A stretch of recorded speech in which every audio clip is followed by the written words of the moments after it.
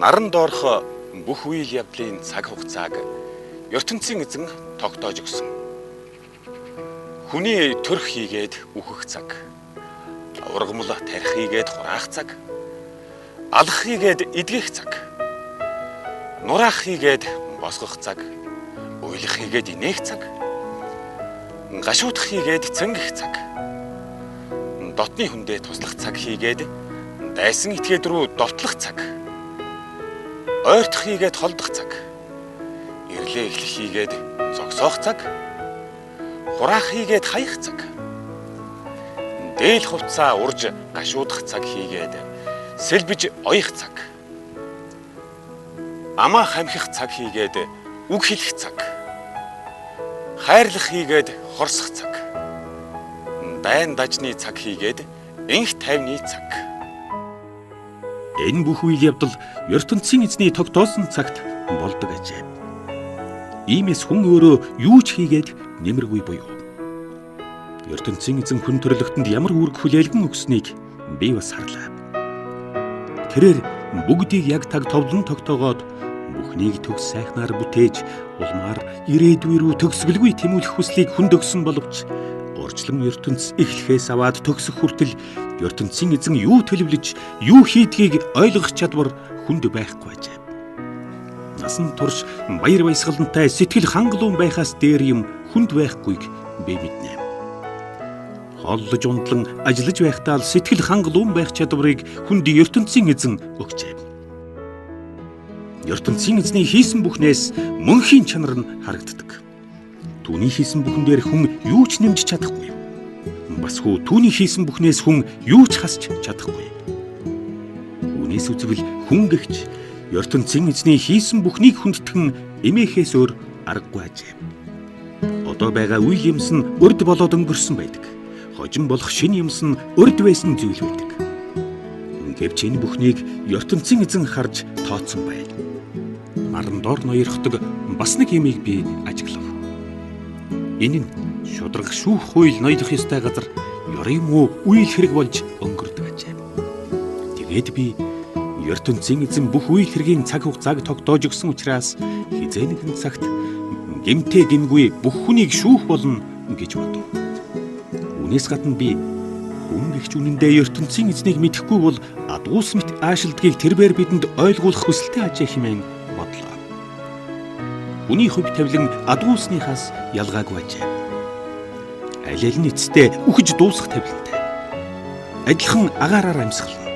Хорвоод бүх юм хоосон утга учиргүй болохоор хүний тавилан адуусныхаас дээрдэхгүй ажээ. Мал хүн хоёр нэг л төгсгөлтэй. Хоёулаа газар шарооноос бүтээгдсэн бөгөөд эргээд газар шароонд шингэдэг. Гэтэл үгсэн хойно нь хүний сүнсээ дээш, малын ами доош явдаг гэж хэн хэлсэн бэ? Иймээс хүн ажил хөдөлмөрөөс сэтгэл хангалуун байдлыг олохоос дээр юм үнэндээ алгаа. Учир нь ертөнцийн эзнээс оноосон хувь тавилан маань энэ ажээ. Тэгээд нас барсан хойноо юу болохыг хинч үл мэднэ.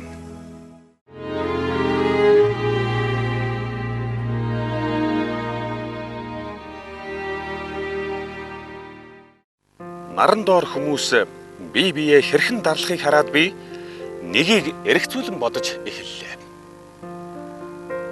Дарлуулж байгаа нь уйлвч тэднийг тайвшруулах хүн алга. Дарлаж байгаа нь хүч чадалтай боловч дарлагдсан хүнийг хинч тайвшруулахгүй аж. Иймээс би аль хэдийн нас барсан хүн амьд яваагаасан илүү азтай юм хэмээн сайшаан бодлоо. Гэтэл наран доор мэндэлж амьдралын ирээн барааныг хараахан үзээгүй байгаа нэг нь амьд өгсөн хүний аль альнаас нь илүү азтай ажээ. Хүний хичээл зүтгэл, хүч чармайлт, амжилт ололтын хөшүүрг нь атаархал болохыг би ойлгов. Гэтэл энэ нь ч бас утгагүй хоосон агаад салхины хойноос хөөцөлдөх мэт үр ашиггүй ажээ. Тэнийг хүн гараа хөдлөхөөс залхуурч суусаар өлсөж өхнө гэж зарим нь боддог. Гэтэл салхины хойноос хөөцөлдөх мэт утга учиргүй зүтгэсээр үр ашиггүй их ажлаар өөрийгөө зовоон элбэг хоолтой байснаас гэдэс дундуур боловч сэтгэл тайван байсан нь эцэстээ хожоо таажээ. наран доор бас нэг утгагүй юмыг би ажиглав. Үр хүүхэд төрөл садангүй ганц бие хүн нөрөх ажиллаж зүтгэн хөрөнгө хураавч сэтгэл нь ханахгүй ажээ. Би хэний төлөө юундаа ийхүү зүтгэн вэ? Өөрийн биеийг ингэтэл зовоохын учир юу вэ гэдэг асуултыг тэр хүн хизээч өөртөө тавихгүй аж. Энэ нь бас л утга учиргүй бөгөөд үр ашиггүй явдал мөн. Аз жаргалгүй зүтгэл гэж үүнийг хэлнэ. Хоёулаа амьдрах нь ганц бие хүний амьдралаас дээр гэж би үзв. Хоёр хүний зүтгэлээс илүү бүтээл гарах учраас үр дүн нь илүү ажээ. Аян замд яваа хоёр хүний нэг нь унавал нөгөө нь дэмжин босгоно. Гэтэл дэрэгдээ туслах хүнгүй хөдөөхээр ганцаар унсан аян чин л хөөрхий. Хиний гар түүнийг босгох вэ? Хүйтэн шүн аян замд хоёр хүн хамтдаа хонвол дулаахан ажээ. Гэтэл ганц аян чин хэн дулаацуулах билээ? Ганц аян чинд дээрэмж товтлох амархан. Гэтэл хоёр хүн бие биеэн хамгаалах аж. Гэвч гурваар томсон дээс илүү бүх байдаг. Хоригдол ч юм уу, хоосон гэр бүлээс гаралтай ч юм уу, нэгэн залуу хүн байжээ. Гэтэл түүний хаан болохыг хэн байг гэв? Тэгвэл ухаант мэрэгэн залуу хүн өөрийнх нь зөвлөгөөг үлөө ошоогч ухаан мулгуу хөгшин хаанаас ч дээр тавилантай ажээ.